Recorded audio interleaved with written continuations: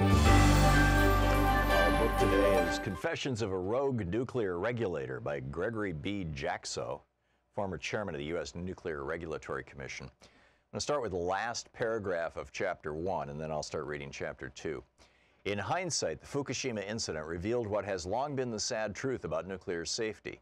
The nuclear power industry has developed too much control over the NRC and Congress. In the aftermath of the accident, I found myself moving from my role as a scientist impressed by nuclear power to a fierce nuclear safety advocate. I now believe that nuclear power is more hazardous than it's worth. Because the industry relies too much on controlling its own regulation, the continued use of nuclear power will lead to catastrophe in this country or somewhere else in the world. This is a truth we must all confront. Chapter 2. The Fukushima accident in Japan was not the first accident to belie the promise of nuclear power. In its early years, the commercial nuclear industry had only a limited understanding of the operation, science, and engineering of actual power plants. This ignorance led to the first major nuclear power plant accident just outside Harrisburg, the state capital of Pennsylvania, in 1979. 3 Mile Island prompted a flurry of reforms and a pile of promises that the public would be protected from future nuclear calamities. Through the mid-1980s, it appeared these promises were being kept. Construction on new plants slowly resumed without major accidents. Then suddenly, strange radiation measurements were detected in Sweden. Governments in Europe and throughout the world soon learned that a disaster had occurred at the Chernobyl nuclear power plant in the Soviet Union. Like a developing photograph in a bath of chemicals, the reality of nuclear power was starting to come clear. One nuclear accident was an oversight, a mistake, an aberration. 2 nuclear accidents hinted at a serious problem with the technology. A third would cement the conclusion that nuclear power plants were simply going to have accidents on a relatively consistent schedule. After 3 Mile Island, after Chernobyl, the third accident nearly occurred in 2002 at the troubled Davis-Besse nuclear power plant in Ohio. The problem is that with each new accident, all the people in charge of nuclear safety seemed to revert to the belief that this one would be the last one. As chairman of the NRC, I battled nearly every day against this instinct to believe that the worst was over. You can prepare for the next accident only if you get all the players to admit that a next one is coming, even if and when are impossible to predict. Before Fukushima, too many people I encountered simply did not believe the next one would ever come. Their view is not surprising. Accidents are rare, and Chernobyl and 3 Mile Island had happened decades earlier. Yet I continue to believe I could challenge this complacency. I seized one opportunity just after I became chairman.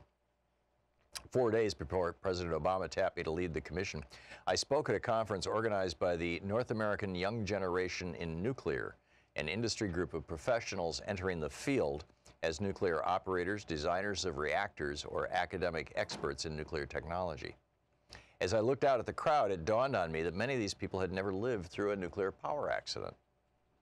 Even if I had been only 9 years old when 3 Mile Island occurred, when Chernobyl happened, I was a teenager, more worried about surviving my freshman year of high school than about nuclear disaster. The people I was speaking to were even younger. I wondered how they had experienced these seminal events. Being a scientist, I decided to conduct an experiment. I asked everyone in the audience to stand if they were born after 1979, the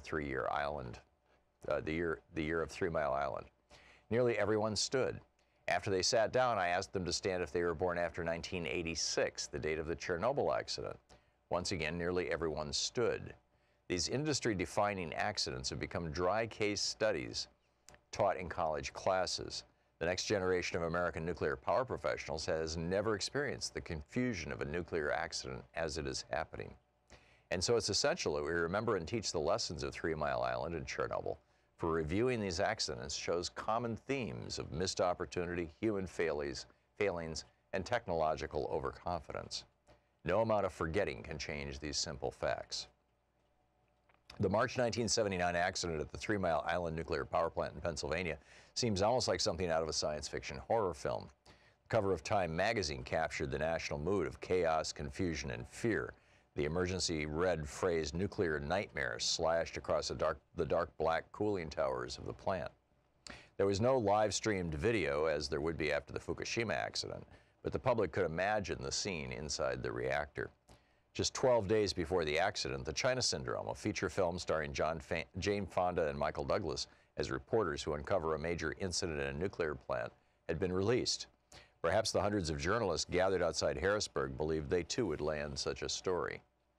It started on March 28th at around 4 a.m. when a water pump stopped working.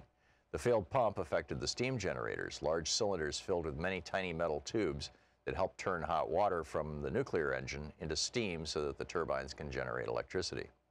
When the flow of water was cut off, this massive heat exchange stopped working, creating the conditions for a serious accident. The reactor engine was immediately turned off, but so long as the reactor fuel remained hot, which it would for quite some time, its natural radioactive decay would continue, producing enough heat, called decay heat, to melt through the metal containers enclosing the reactor fuel. This same problem would later affect Fukushima.